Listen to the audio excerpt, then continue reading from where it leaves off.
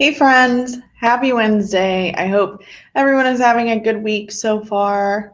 I know we are still in quarantine. I think everyone that I've talked to, no one's salon is back open yet, and I know it's just been super difficult for everyone. So I'm glad that we have these weekly lives though, so we have an opportunity just to chat and to connect with each other and actually have a little bit of adult socializing. I know I look forward to it so much every week. So we'll give it a second here, let some people hop on like we normally do. I'm actually a couple of minutes before 6, but I actually did my hair and my makeup today. So I figured I would just get on and go ahead and get it going. So like always, guys, if you are watching in the Six Figure Stylist Facebook group, I use a streaming service so I can stream to Facebook and YouTube at the same time. So if you would like to interact throughout this broadcast at all, you'll just need to click the link in the caption box up top. That just allows my streaming service permission to see your name since we are in a private Facebook group. So that way when you comment to me, I'll actually be able to see your name as well. If you are watching on YouTube and you would like to come hang out with us in the Six Figure Stylist Facebook group, after the broadcast is over, just check the description box below and I will be posting the link for the Facebook group so you can join and come hang out with us there. And as always, if you're in Facebook and want to come hang out with me and my YouTube friends, you're more than welcome to hang out with us on YouTube as well. So looks like we have some people on. So what is up, guys? Who's watching? What are you guys doing tonight? You have anything going on, or is it just same old quarantine life? I know I've been struggling for things, like finding things to do. I've been ordering all the mannequin heads so I can just do hair at home because I am heckin' bored out of my mind. But hopefully we'll be able to reopen soon and everything will be back to normal. So let me know what's up, what you guys are up to, and we'll go ahead and dive on in to our topic for tonight. My cat's falling off a windowsill over there. So a couple of days ago, I asked the group how many new graduates, new hairstylists and cosmetologists that we had. And we actually had quite a few of either students that are still in school or people that have just recently graduated and are starting off in the salon. So I figured, I remember when I first started out in the salon, I felt so uncomfortable. For lack of a better word, I just felt totally out of place. I didn't feel like I knew what I was doing, and no one was really helpful at that time. I've been out of school for about 10 years now, and it's just a totally different game than when it was when I started. People now are so super helpful, and they want you to be the best you can be, and the competition has kind of died.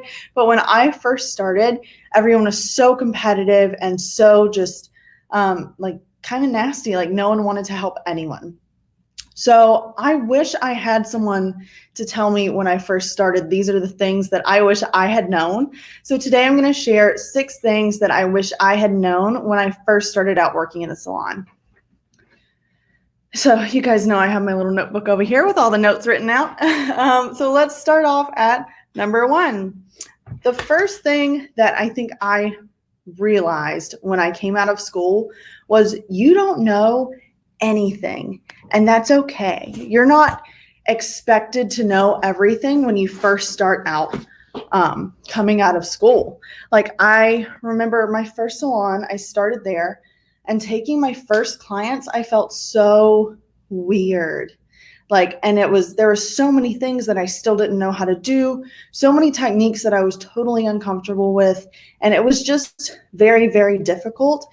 It wasn't until I worked in my second salon that I actually really started feeling comfortable and feeling like I knew what I was doing and I was actually a confident stylist. So if you're just starting out or if you're still in school and you're worried about not feeling like you're prepared, nobody feels prepared when you first get out and go to your first salon. You're going to feel uncomfortable. You're not going to know everything, and that is okay. No one is expecting you to know absolutely everything as soon as you step outside of school. I luckily went to a really great cosmetology school, But a lot of stylists, unfortunately, end up at schools that really just prepare them for the state board test, and they don't know how to do anything practical on real life people. So if you are feeling that way, just know that you are not alone and it is okay. You will learn. You will absolutely pick it up and you'll be totally fine. Number 2. Ooh, this is a good one. Speaking of our first salons, you're not going to fit at every salon that you go to. And again, that is okay. My first salon that I went to was a really, really cute salon, and none of the people were bad people, anything like that. But they had just all been working together for so long, and I was definitely the new girl. And we just didn't click.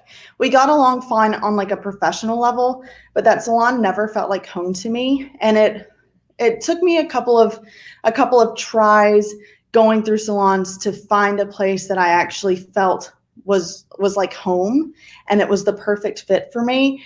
But it took a little while to realize that it wasn't me. It's just you're not going to mesh with everybody in anything that you do. So you're definitely not going to be a good fit at every salon that you ever step foot in.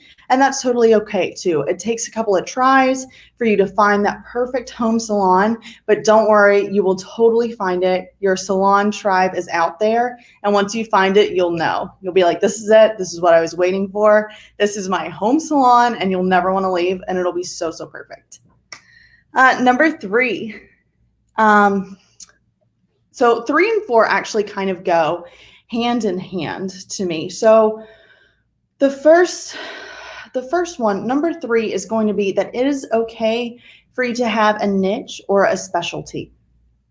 So even at the last salon that I worked at before I opened my suite, I remember the salon owner there was telling me you need to just take every kind of service that will sit in your chair. Even if you don't want to do men's cuts, if you don't want to do perms, you still have to do them if they come in because you just need that money right now. And I was like, no, I don't think that's how it works. I think if you know that there's something that you want to focus on, for example, I focus on blonding and I focus on vibrant colors or just color in general.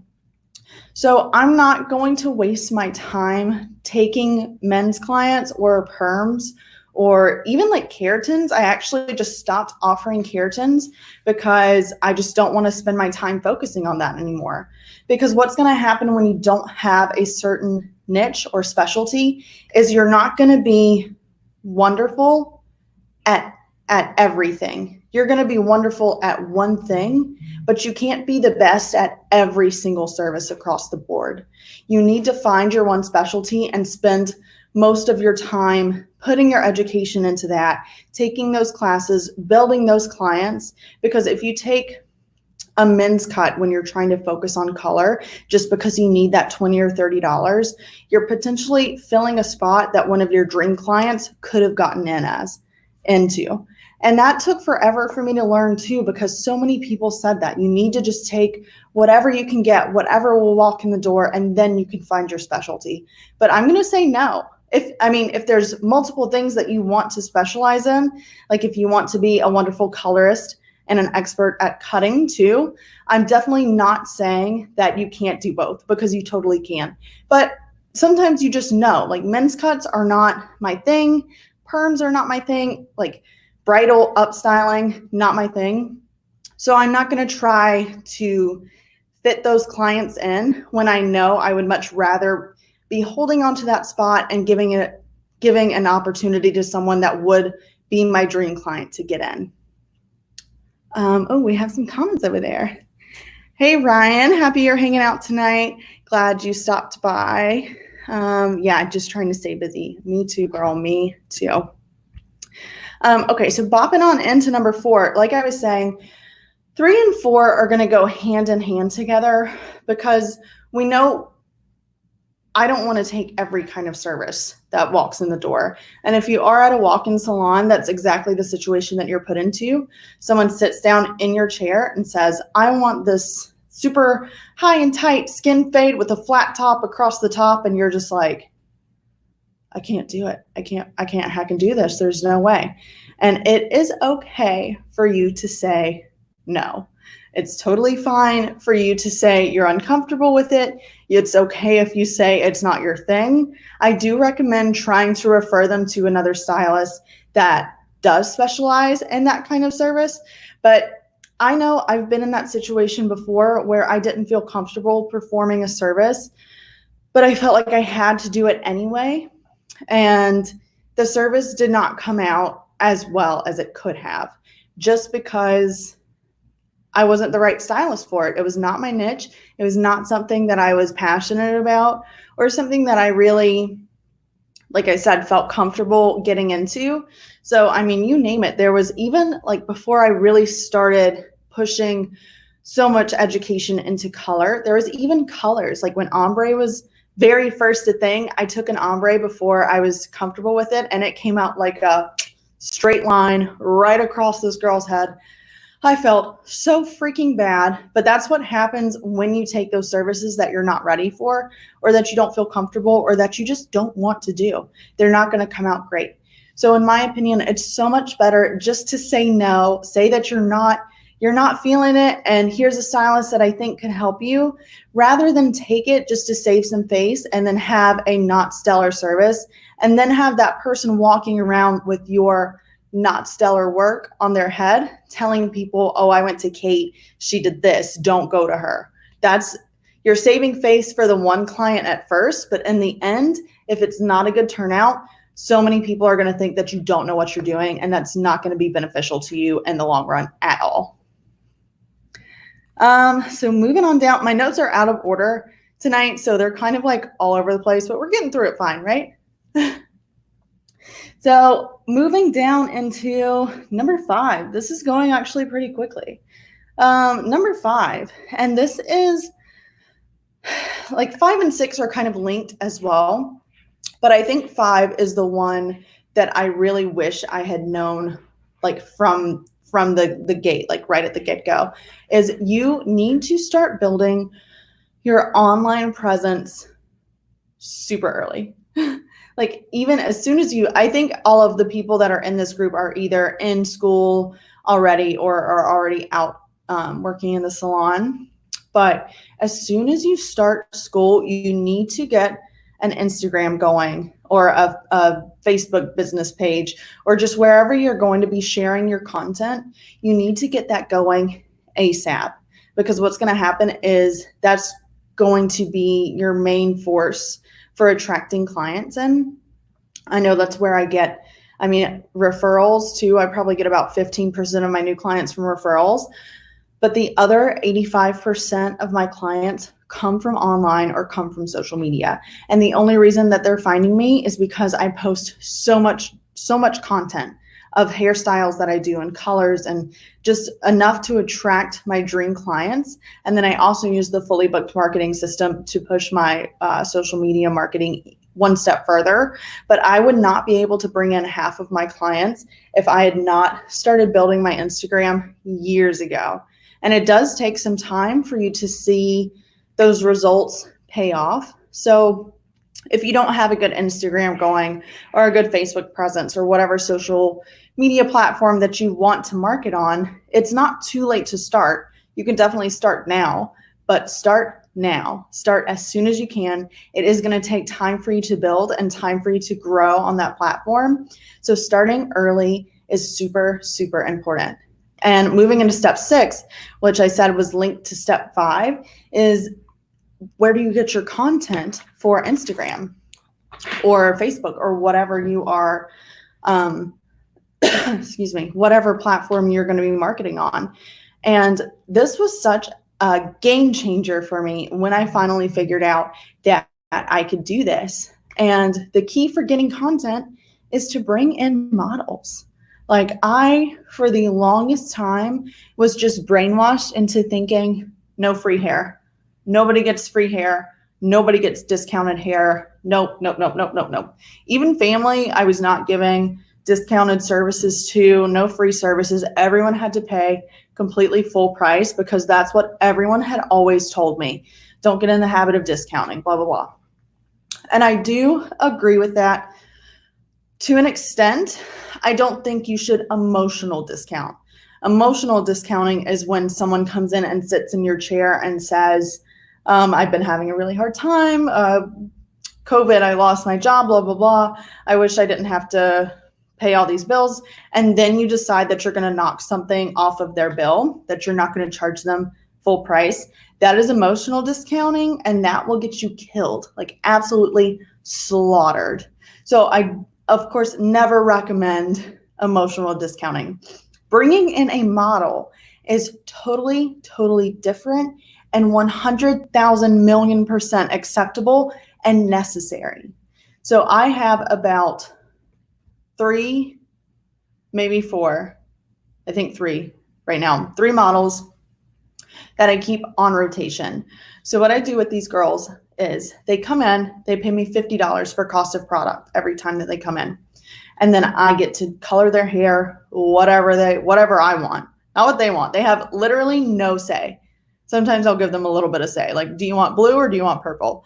But for the most part, it's totally for me to build this content, take all the photos that I want, dress them up, put all this weird shit props all over their head so I can get the kind of content that I want for my social media. So if there's a new technique I want to try out or something that I've just kind of randomly thought of, my models are going to get it. So I have these 3 models. They pay me $50 each time, and they're on rotation. So basically, they come in, they're all vibrant rainbow clients. So they'll come in, I'll touch up their new growth with lightener, and then we'll do the rainbow color. Whenever that actually fades out, they'll let me know when it's starting to fade, and then they'll come back in. So I see these girls probably every 6 to 12 weeks, and they just come back in over and over and over again. So I get to make enough to cover my product, but I get so many different shots and photos and just so much practice and ideas from being able to work and have that creative freedom that is what fuels my entire Instagram and social media altogether, for that matter. So what has happened since I've started taking models, I started posting this kind of content on my social media. So then people started seeing that kind of content. So then people that wanted that kind of hair and were willing to pay for it started reaching out to me asking, hey, can I book an appointment with you? I saw your work on Instagram. I saw your work on Facebook. I love what you do. Can I book an appointment? And that's how you're going to build. That's how you're going to get those dream clients coming in, is by having the right kind of content and knowing who you're trying to market to on your social media. So models, 100%, absolute game changer. So if you guys are interested or feeling kind of stuck on how to get models, let me know, and I can show you how I found my models that I use right now, and then we can go from there. I can do a live on it, or if you just want to shoot me a message or something, we can all figure it out together. And I know it's going to be a little tricky right now because I don't think any of us can actually work. But when we get back in the salon, when your salons do reopen, people are going to freak out over some $50 rainbow hair. I swear to you, because everyone's going to be broke and they're going to want to get their hair done for super cheap.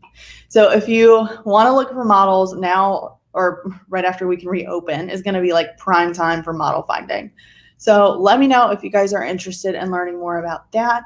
Also, when you are posting these models, the content that you've taken, these raw photos, it's so important to get your Instagram looking right, to where it's not just blam, blam, blam, random photos of people's hair. You do have to learn a certain photography element to that. So the main things, and there's another live video on this if you guys want to go back and watch that. But there are 4 essential parts to photography that you have to do when you're taking photos of your clients. I'm not going to go through all of them right now, but I'll go ahead and tell you that step 4 is editing your photos. And I want to go ahead and mention that to you guys because I have a photo editing tutorial that is 30% off right now on hairbygate.com with the promo code COVID, so CIVID. I'm sure you guys know how to spell it by now because that word is everywhere. But I think after the discount, The tutorial is like $2 or something. Super affordable, but it just shows you exactly what app I use, how I edit all of my photos, and how I get them looking really clean, clear, and professional. So if you guys want to check that out, that plus all of the other courses on hairbykate.com are 30% off with promo code COVID right now. So make sure you snag that so you can spend all of this free time learning some cool new stuff.